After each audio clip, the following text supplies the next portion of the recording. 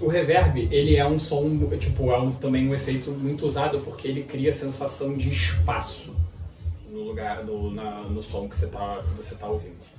Ele é diferente do eco porque o reverb, ele é basicamente o som. A gente aqui nessa sala, por exemplo, eu tô falando, minha voz, o som da minha voz está saindo para todos os lados, tá batendo em todos os lados, tá voltando para os meus ouvidos e eu tô ouvindo o som dessa maneira. Quanto maior for a minha sala, ou dependendo do material que for as minhas paredes, esse som vai bater e voltar de um outro jeito. Por isso que, sei lá, quando a gente está num banheiro, a tendência com os azulejos é que a gente ouça um eco maior, porque o azulejo ele rebate o som mais do que o concreto. O concreto ele absorve mais o som. Se você for entrar naquele estúdio ali da produção, você vai falar, não vai ecoar nada, porque tem um monte de espuma na parede que absorve esse som e não deixa ele reverberar pra gente. Vai ver que o parâmetro, ele muda. Ele não está mais falando de um pulso. Ele está falando do quantos por cento ele vai interferir naquele som, ele vai reverberar esse som. Mudou. Exatamente.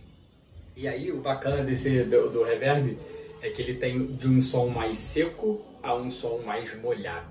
Isso é termos técnicos de produção e tal. Quando ele é mais seco, significa isso, que a reverberação vai durar menos tempo, ela vai ser mais curta. Quando ele é mais molhado, você vai ver que ela se espalha para, tipo, ela bate e volta em vários lugares dessa sala imaginária que a gente tá falando sobre. Então, por exemplo, ó, vou jogar na mesma música pra gente usar ela sempre de exemplo. E aqui a gente consegue mudar a porcentagem, né? Isso, de 10 em 10%. Não é 10 não, ó. Ele vai mudando de pouquinho em pouquinho. Se eu quiser mudar como um parâmetro, talvez eu consiga isso aí. Consigo manipular uma porcentagem específica pelo knobzinho do tempo, tá? Dos milissegundos. Mas vamos lá.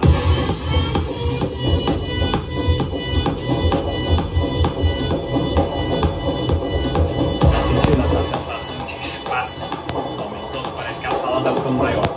E não só isso, parece que a nossa música está ficando mais distante da gente também. Se eu aumentar para o máximo, olha o que acontece. É só a reverberação. Estou mais ouvindo a música praticamente. Ela tomou conta do meu som. Seria o equivalente a gente ter uma música tocando e paredes que amplificassem esse som batendo e voltando, como se tivesse outras caixas de som que quando eu dou o play aqui, elas dão um play um pouquinho atrasado pra mim. Todas elas. Eu ouço isso tudo acontecendo. Ginásio. Tipo um ginásio. Exatamente. E aí, ó, quanto mais seco for, engraçado porque o parâmetro desse aqui é diferente do de lá. O eco vai descendo de 10 em 10 lá, que ele já vai metade. Mas por que a gente quer ouvir isso aqui? Olha como ele fica um pouco mais curto. Eu já tô, ó, com o efeito na metade. Só para ouvir só a reverberação. Olha como ela é bem mais curtinha. Olha como ela vai aumentando para ficar cada vez mais, tipo, overwhelming, digamos assim. Então você vê que o som, tipo, se eu for 1%, a reverberação é mínima. Se eu for lá pro máximo, aí você vai ver.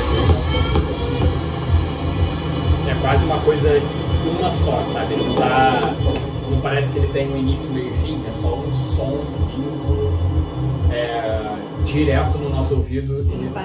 Ele não para. Porque ele tá reverberando muito, tá em 100%. Se eu for cortando, ó. É maneiro esse.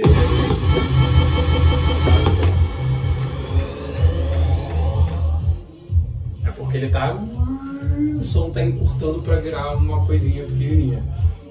Pra dar essa sensação até de que o pitch tá aumentando da música, né? Mas é só o pitch do efeito que tá acontecendo.